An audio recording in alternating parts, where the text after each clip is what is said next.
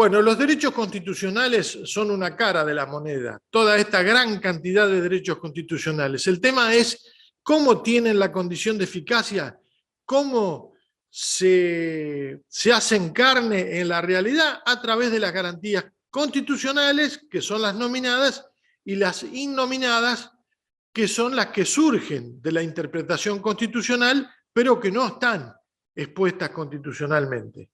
Tenemos el artículo 20, inciso segundo, y 43 de la Constitución Federal respecto del amparo. El amparo está tratado doblemente, está tratado por una ley reglamentaria provincial y está tratado por una ley reglamentaria nacional. La ley nacional, que inclusive es anterior a al texto constitucional, ustedes recordarán que el amparo surgió, ahora como vamos a ver, por una actuación, se dice pretoriana de la Corte, porque no estaba legislado en la Constitución y fue a través de la interpretación del artículo 33 de que había una garantía implícita. Ángel Siri, que era dueño de una imprenta en Mercedes, planteó un habeas corpus, pero enseguida la Corte Nacional, a través del fallo mayoritario, entendió de que era otra garantía y que lo tomó como un amparo a el derecho constitucional de ejercer en ese momento la libertad de imprenta, o bien de ejercer industria lícita o de comerciar, que estaba afectado por una orden que ni siquiera era un decreto de un intendente o de un gobernador o de un presidente de la nación, era una orden de un comisario de policía. Por lo tanto, surgió la necesidad de crear algo judicialmente en defensa de todos estos derechos constitucionales.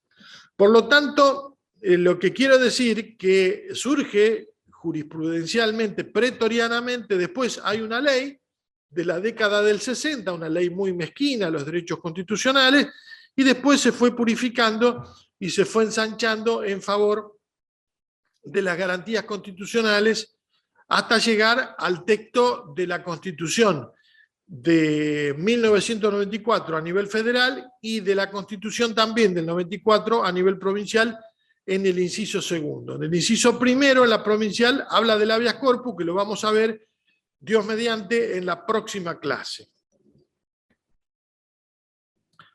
Bueno, el amparo, tenemos que decir que si el habeas corpus va a garantizar la libertad física y todos los derechos derivados de la libertad física de la persona humana que padece de un encarcelamiento, entre otros derechos derivados de la libertad física, eso para el habeas corpus, el amparo queda como una, no como un remedio genérico, pero como va a abarcar a todos los demás derechos constitucionales, bueno, es obviamente la garantía de las garantías.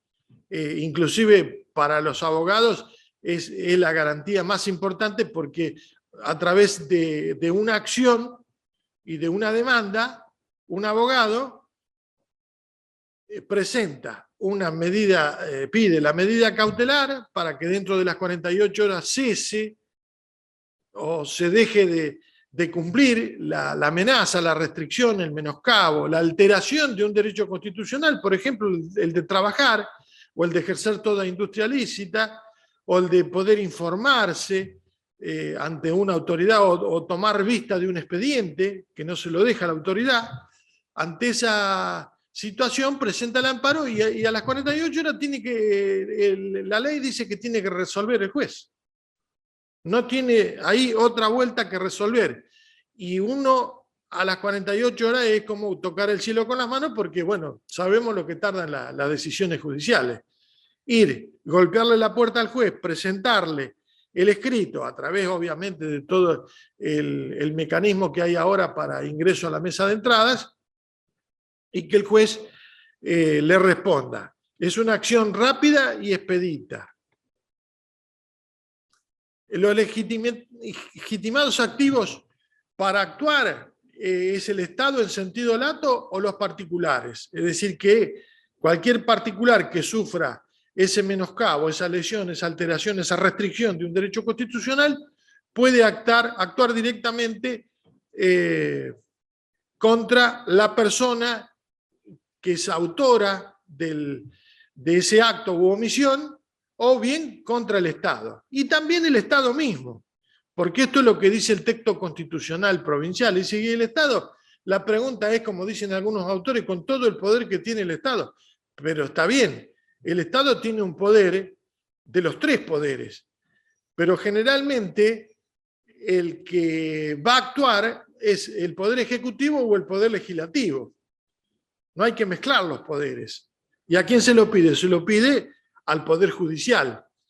Es decir, que allí estaría justificada esta inclusión novedosa en el derecho público argentino, porque no estaba en la Constitución Nacional y no está en la mayoría de las constituciones provinciales, de que el Estado también pueda peticionar un amparo contra un particular. Bueno, tenemos el tema este de los monopolios, fíjense. Es decir, que el poder no tiene todo el poder del Estado, no es todo el poder. Hay un poder real, y otra vez volvemos sin entrar en ninguna discusión de ideología o política, tenemos lo que decía Ferdinand Lassalle, los verdaderos factores de poder, la relación entre gobernantes y gobernados, que es la constitución real y la constitución jurídica. Una cosa es la constitución jurídica y otra cosa es la realidad. Lo que Vidal Campos llamaba constitución material y constitución formal. Muchas veces el recipiente jurídico se ve desbordado por ese líquido de la realidad. Entonces, hay que ayudarla a esa constitución jurídica ¿con qué? Con voluntades bienvenidas o bien avenidas de una buena interpretación judicial para crear todas estas figuras que acompasen el verdadero sentido de la Constitución, de sus finalidades. Fíjense, afianzar la justicia, nada más ni nada menos. Promover el bienestar general, asegurar los beneficios de la libertad, todos temas centrales que no pueden quedar en vano. Como decía Vidal Campos, no es jaculatoria vana el texto de lo que dice afianzar la justicia del preámbulo, esta es una expresión cargada de un sentido político y filosófico de defensa de las instituciones republicanas, las que están en el preámbulo. No es poca cosa. Entonces, venga a cuento todo esto para decir también de que el Constituyente Nacional no pone al Estado como legítimo, para actuar en legitimación activa, así que no está previsto que el Estado pueda hacer una acción de amparo.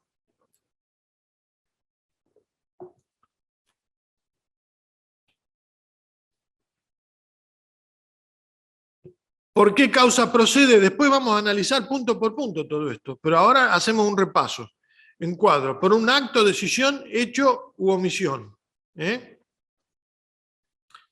La palabra acto contiene la de decisión y la de hecho.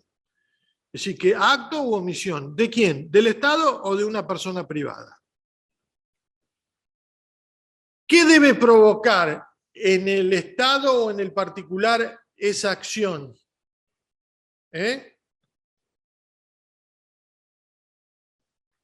¿Una lesión o una amenaza? Dice el texto provincial. El texto nacional dice lesione, restrinja, altere o amenace. Es decir, que el género ahí es la lesión a un derecho constitucional.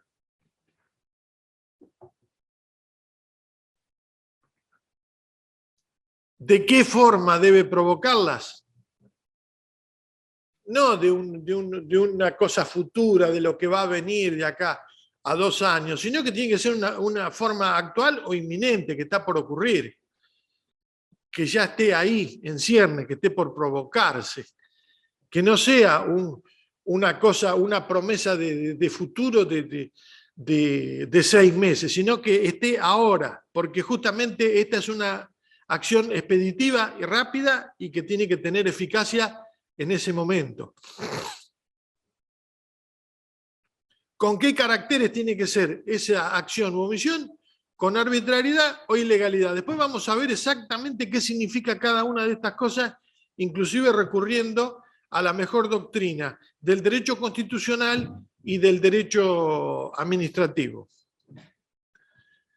¿Qué se debe lesionar o amenazar para que proceda el amparo?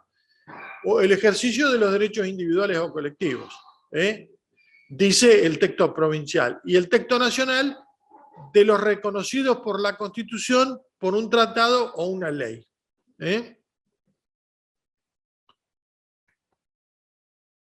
¿Ante qué juez?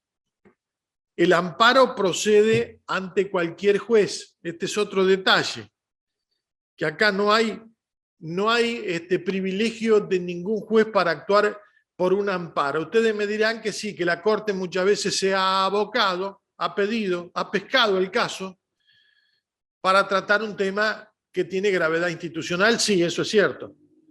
Porque dice, no, este tema me interesa, dice la Corte, tanto provincial o nacional, y yo lo tomo. A veces se hace esto por per saltum. El abogado pide por per saltum que sea un juez más importante que lo trate, por la gravedad del tema. El caso fue el caso Fontella contra Aerolíneas Argentinas en la época del gobierno de Carlos Menem, creo, que pidió el per saltum y se lo dieron. Y ha habido al revés, caso en que la Corte ha pescado el caso, ha dicho, no, este caso es mío. Y ha tratado el caso porque ha interesado por la gravedad institucional, que son excepciones a esta regla, pero generalmente esto debería proceder inclusive ante un juez de falta, mire lo que les digo, porque generalmente el juez de falta está investido de los mismos poderes que tiene un juez común, y aparte, en la gran mayoría de los casos en la provincia de Buenos Aires son jueces letrados. Ya no lo ejerce más el intendente municipal, y cuando lo deriva al asesor letrado.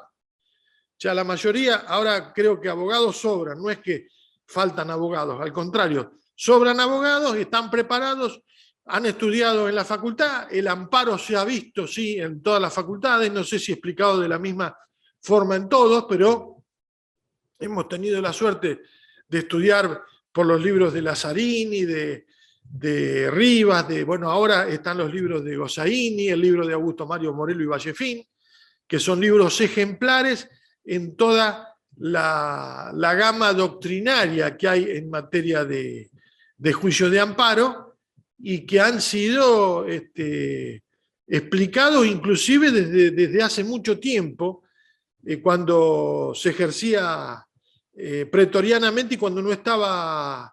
Yo lo estudié, por ejemplo, cuando no estaba la reforma constitucional.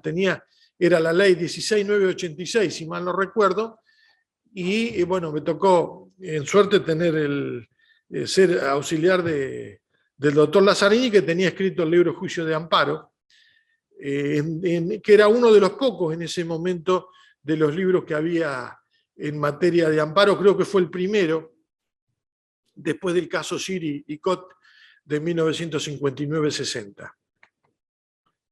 ¿Bajo cuáles condiciones? Siempre que no puedan utilizarse por la naturaleza del caso otros remedios judiciales, y siempre también que ir a ese remedio judicial provoque un daño grave e irreparable. Es decir, porque está la garantía y la contragarantía. Puedo tener otro remedio ordinario, pero bueno, pero está bien, tengo el remedio, pero el daño es grave e irreparable, y si yo voy por el remedio ese ordinario me tarda 3 o 4 meses y yo necesito una solución en una semana.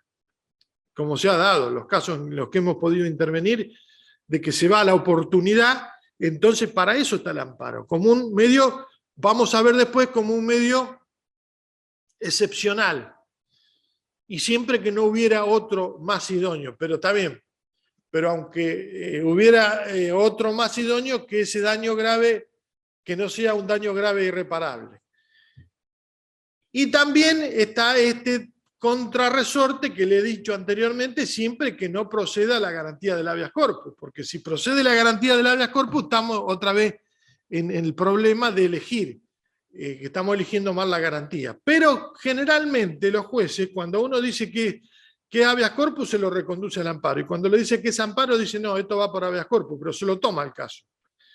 En ese caso, el principio del derecho de los jueces iura novit curia, que el juez puede sanar ahí esa falencia de oficio y reconduce. En materia del contencioso administrativo, también los jueces, recuerdo que el juez Aria, el juez en lo contencioso 1, empezó a reconducir las acciones contencioso administrativas. Uno decía que iba por amparo, dice no, este va por pretensión de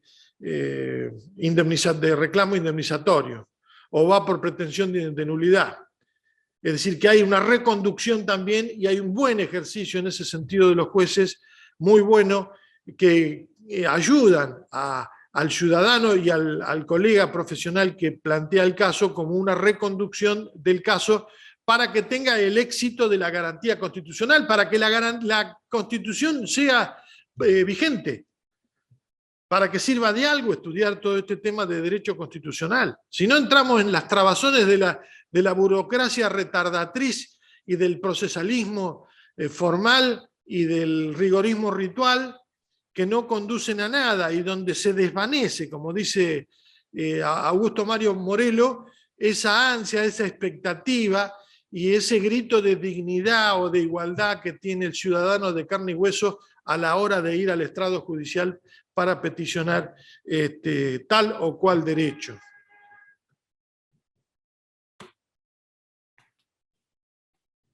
¿Contra qué actos no procedería? Bueno, después vamos a ver, efectivamente, ya por la hora, seguramente en la próxima clase, no procede contra leyes o contra actos jurisdiccionales emanados del Poder Judicial. Y acá queda claro el tema. Que después vamos a ver que hay actos administrativos del Poder Legislativo y hay actos administrativos del Poder Judicial que sí, contra eso se procede. Fíjense, contra leyes o contra sentencias judiciales. Pero hay otras decisiones que pueden ser asimiladas a actos administrativos resolutivos que sí, que puede proceder un amparo. No contra actos jurisdiccionales, porque después vamos a ver que los actos jurisdiccionales son impugnados a través de los recursos. Aunque hay alguna doctrina, inclusive Sagüez ronda sobre esto, de que no se le podría mermar en ciertos casos la posibilidad de que ante algunas sentencias, no todas. Entonces, por eso digo que también cuando se describen estos temas, tajantemente, habría que decir algún salvo algunos casos donde esté comprometida la vida o donde sea de gravedad institucional.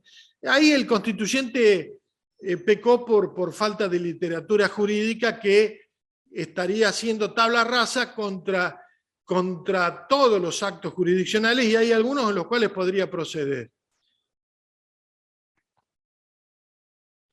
Los deberes de la provincia que tiene que regular el amparo, estableciendo un procedimiento breve y de pronta resolución para el ejercicio de esa garantía, sin perjuicio de la facultad del juez para acelerar su trámite. El juez ahí le da la impronta de tener su propia visión del caso y morigerar los formalismos, los ápices procesales. Algunos tardarán más, algunos tardarán menos. A mí me han tocado de todos los jueces, pero la mayoría son colaborativos. La mayoría colaboran en el proceso porque, bueno, tienen un mensaje constitucional. Esta es la garantía de las garantías. Acá no se puede chicanear el trámite de amparo. Y después el que chicanea el trámite de amparo siendo juez tiene la condena de la Cámara que le dice no, esto está mal hecho. O la Corte que le dice no, esto está muy mal hecho. Porque acá está en juego la vida, el honor, la salubridad, lo que sea, el medio ambiente. los derechos de usuarios y consumidores, que se escapa, si usted no lo hace rápido, se escapa las pruebas, se escapa la oportunidad o se genera un perjuicio grave e irreparable después. Y mediante, dice, formas sencillas que se adapten a la naturaleza de la cuestión planteada. Fíjense, nada más ni nada menos que lo que le está diciendo la provincia, la Constitución al legislador, que no puede reglamentar cualquier cosa, tiene que hacerlo bajo estos parámetros, bajo estas pautas, cosa que no está en el Constituyente Nacional. Acá, bueno, surge esto de la posibilidad de declaración de la inconstitucionalidad de la norma en que se funde el acto u omisión lesivo. Bueno, el vicio que tenemos los abogados es que vemos un decreto o una omisión, bueno, la omisión no, pero vemos un decreto o una norma y un acto administrativo por el cual se aplica la norma y enseguida pedimos al juez que declare la inconstitucionalidad. Son dos cosas distintas, que muchas veces los jueces ahí hacen un buen discernimiento de que no se puede declarar tan fácilmente inconstitucional un decreto o un acto administrativo por el cual está fundado en una ordenanza o en una ley. Ahí los jueces tienen un criterio conservador. ¿Por qué? Porque la inconstitucionalidad, si bien es cierto que se puede declarar, es la última ratio logis, la última razón lógica, jurídica, desalentar la validez de una norma a través de la nulidad o a través de la inconstitucionalidad. Entonces ahí se detienen un poco los jueces y dice, bueno, por ahí yo le doy, sí, la razón, le aplico la medida cautelar, le suspendo el acto administrativo, el decreto que sea, pero no le decreto la inconstitucionalidad porque allá hay que entrar en otro examen allí. Después de que vaya por la vía correspondiente, se puede apelar o se puede inclusive hacer, si estaría dentro de los plazos, una acción originaria de inconstitucionalidad, que son los 30 días en la provincia de Buenos Aires. Pasados esos 30 días, podría ir por la vía de apelación en este caso.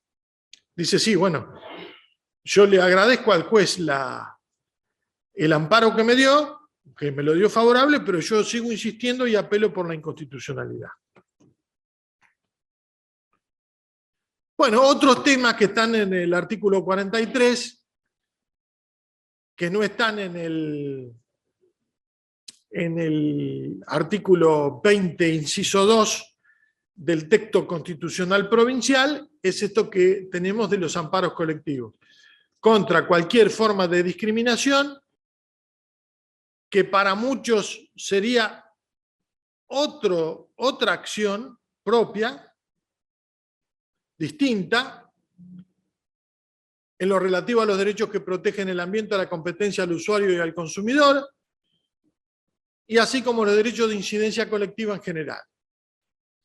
Los legitimados activos, en este caso, son el defensor del pueblo, el afectado, obviamente, el defensor del pueblo, en defensa de un grupo de la comunidad o de la comunidad toda, las asociaciones que propenden a esos fines, registradas, conforme a la ley, la que determinará los requisitos y formas de organización. Que estas son leyes que faltan, por ejemplo, en materia de amparo colectivo, son leyes que faltan tanto a nivel nacional como a nivel provincial y se rigen por acuerdos de la Corte Provincial y de la Corte Nacional. Pasamos a en vivo y ya terminando y despidiéndonos porque hemos agotado el catálogo, salvo alguna pregunta que quieran hacerme, que estoy a disposición de ustedes.